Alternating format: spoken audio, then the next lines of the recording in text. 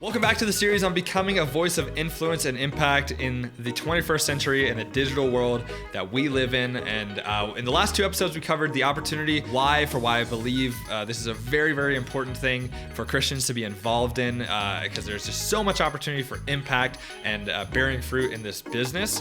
And we are treating it like a business, as we talked about in the previous episodes as well. So if you haven't watched those episodes, make sure to go check them out. But in this last and final episode of the series, we're going to be talking about creating your first video and then using the data and feedback from that video to create an infinite loop that allows you to constantly improve with each video. So after you watch this, you won't need my help anymore because you will have the data and you will have your process for learning and improvement that will carry you on into the years in the future and allow you to be a sustainable, influential voice on YouTube.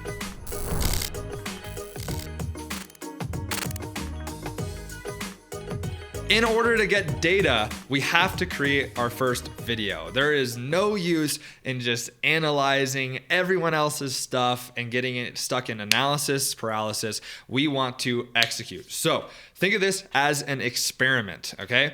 This is not the end all and be all. If this fails, which most likely it's not gonna be the best thing you've ever made, that's okay. You wanna go into this with the mindset of, this does not have to be perfect. I'm just gonna turn on the camera. I'm gonna make this video and I'm gonna publish it because you need data and feedback to actually make your next video better. And your own data and owning that is so much more valuable than trying to go look at someone else's performance or copy them or anything like that. So I'd encourage you, don't get stuck in analysis of paralysis in this project. Come up with an idea that you think that you would enjoy and that is going to perform fairly well, and give it your all with the mindset of an experimentalist, someone who is just going for it and excited to see the results.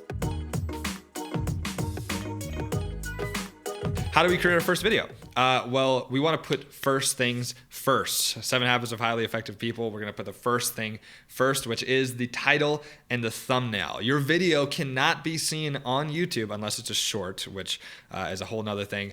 But your video cannot be seen on YouTube if you don't have a good title and thumbnail, because if the viewer doesn't click, they're not going to watch. And if you put all this effort into making what you believe is the best video ever, but the idea, the title, and the thumbnail wasn't good enough to get the viewer to even come there in the first place, then you just wasted a lot of time and energy, to be honest. And I've done that a lot in ways that are probably bigger failures than you'd expect. So if you just get this wrong, don't worry about it. Just keep trying. The goal is to just put a video out. We want to make a great title and a great thumbnail based on our recon and research. The videos that we've captured, I put the videos in an Excel sheet of my own so I can look at them and see what does have traffic and momentum behind it. I can see the patterns in the thumbnails. I can see the patterns in the titles. So for instance, when I found a video through that process, which was a Spider-Man stunts in real life video, I went and made a Marvel stunts in real life video, tweaked it a little bit and made it my own. And I really replicated the thumbnail format and just made it better and more for my audience. So you're gonna want to find what works. Take that thumbnail format, keep it simple. Your video and idea and execution should be simple, easy to understand, and easy to share. So once we've made our title and thumbnail, remember, the simpler, the better. We are going to go into making the hook for the video.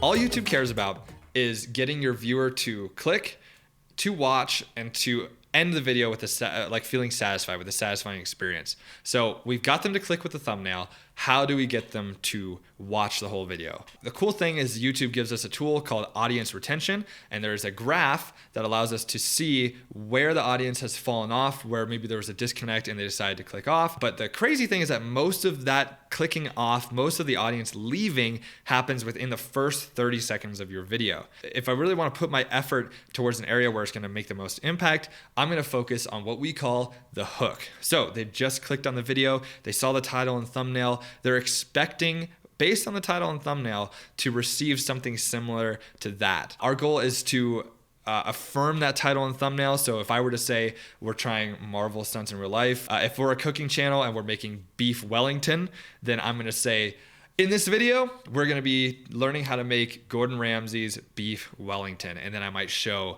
a quick sneak peek of what it's going to look like at the end. And that would be a fairly good hook. How can we enhance our video? How can we make it so that it's not just this boring 10-minute long episode of us making a beef Wellington? Well, we can add great storytelling techniques. Everything in life, for the most part, is story. The story that we tell ourselves about what's happened in the past, the story about ourselves in the present, really depict who we're going to become, and etc. We, like humans, live through story, and that's why obviously Jesus is the greatest story ever told.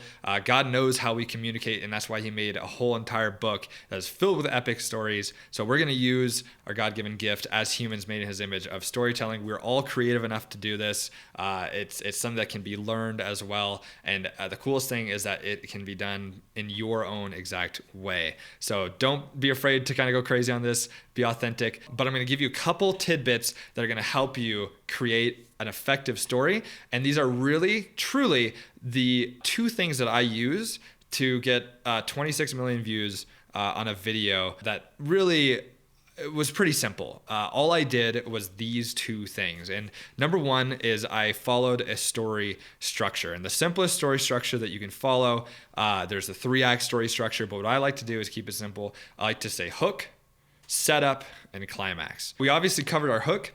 We want to make sure that we're delivering on the thumbnail to the viewer and hooking their interest in, maybe even with some conflict, which we're going to get to in a second. But the setup is saying we're going to cook a beef Wellington, and then the climax is here's the beef Wellington. Now, you're like, okay, well, what happens in between that? How do I keep my viewer engaged? Not just engaged, but really give them a satisfying experience.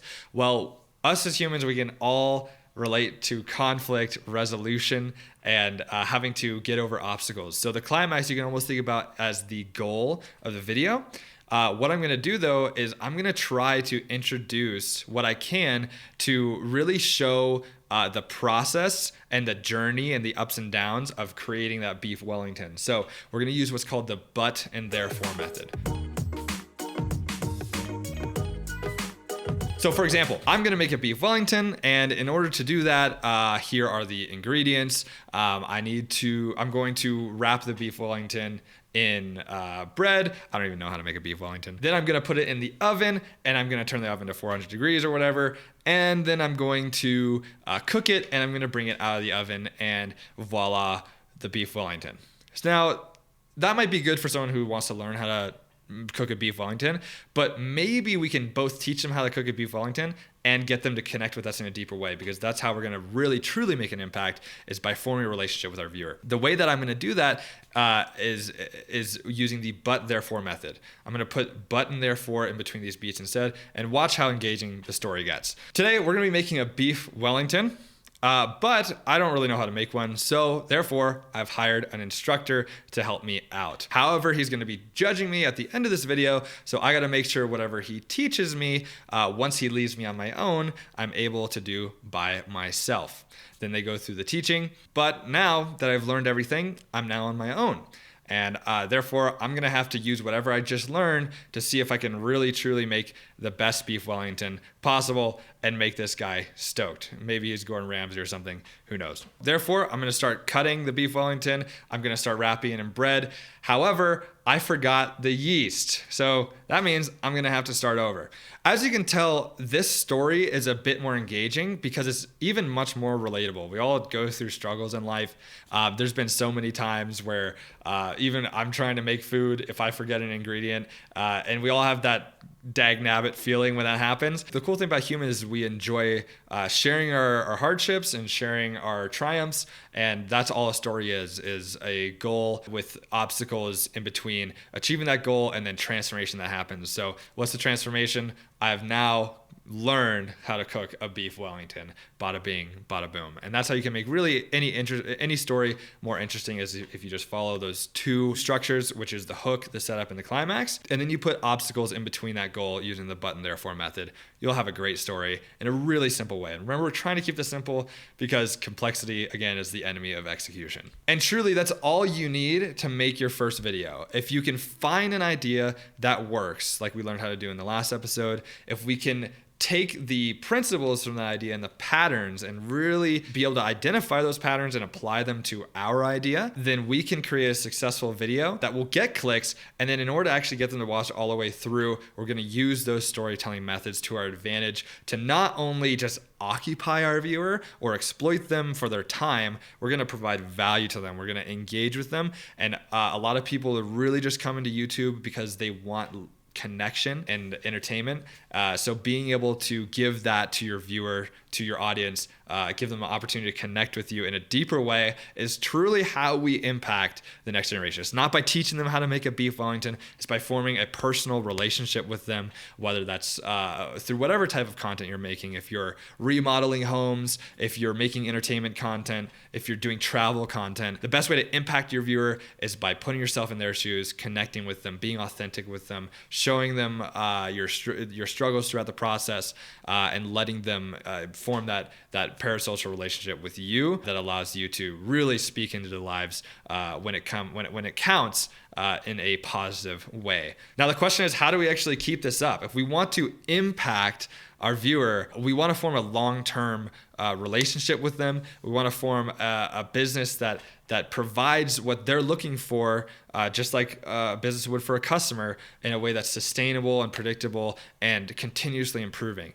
The coolest thing about YouTube is that it gives us the opportunity to look back on our videos, see what went well, what went wrong. We can look into the comments, but we're going to do that through data and analysis. And if there's one more very important thing that I can pass on to you guys, which I'm sure a lot of you have heard of, is a feedback loop. We're just going to repeat this process over and over again, where we're going to plan, just like we learned in episode 2, and we're going to execute, just like we learned how to come up with that content strategy and that video idea and execute upon it. We're going to analyze the results of that, and then we're going to adjust. Now, if you're a little confused on, well, what about the camera? What about all these different things? The truth is the equipment doesn't really matter as much as the connection with the viewer. Most of us have a device in our pocket that literally does everything it needs to do. You don't need to buy a new camera. You don't need to buy a fancy mic. You don't even need to buy lighting or anything like that. You can just pull this out and really start making an impact on your viewers and impacting the world in a way that you're passionate about, that you can connect with other people through that passion and share the gospel through it, inevitably bearing fruit for the kingdom and for your family as well on earth. And it's just a really awesome experience. But the truth is, as long as you just keep the principle of planning, executing, analyzing, and adjusting, and keep that mindset of an experimenter, even when you grow and things get a little more serious, then that's what's going to allow you to continually improve your videos, serve your audience, and take ownership over the results, rather than being slave to the YouTube algorithm or anything like that. You're going to leverage it for what you want to create and the impact that you want to make. So hopefully this series was helpful. Really appreciate you sticking around and learning this. And what I would encourage you to do is don't just listen to this, go apply it, go try it, and give it your best and have a ton of fun doing it. Thank you so much for your time, and I hope that you can make an impact on YouTube or really anywhere else, whether it's business, social media, and the like. So thanks for watching.